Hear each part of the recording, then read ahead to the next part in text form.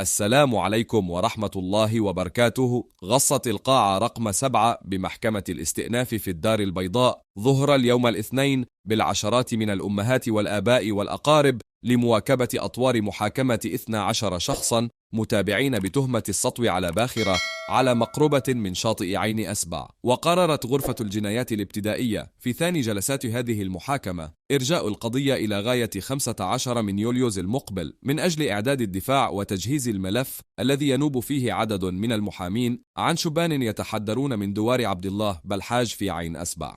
ويتابع المتهمون من أجل جناية السرقة في الموانئ المقرونة بالليل والتعدد، وهي الأفعال المنصوص عليها وعلى عقوبتها في الفصل 508 من مجموعة القانون الجنائي. تفجرت هذه القضية في يوليوز من السنة الماضية بعدما أقدم مجموعة من الشبان على مداهمة باخرة بولونية وقعت في حالة عطب، وشرعوا في سرقة بعض المستلزمات الخاصة بالطاقم والباخرة. وحسب البحث القضائي المنجز من طرف الضابطة القضائية وكذا قضاء التحقيق، فإن الباخرة التي يبلغ طولها 60 مترا بعد إصابتها بعطب جرفتها المياه إلى جانب الشاطئ، ما دفع مجموعة من الشبان إلى استعمال قوارب مطاطية للوصول إليها وتنفيذ عملية السرقة.